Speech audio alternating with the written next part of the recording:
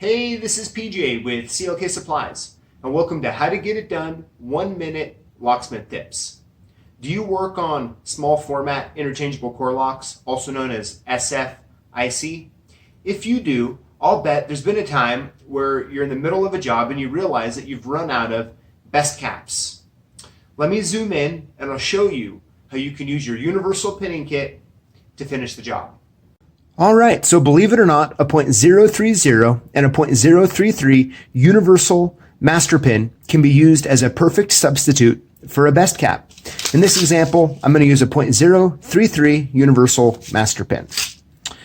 So here is a IC core, and you can see everything has been done except for this one chamber. I've put the pins in. Now we just need to add the spring and the cap. But since we don't have any caps, we're going to use that .033 master pin.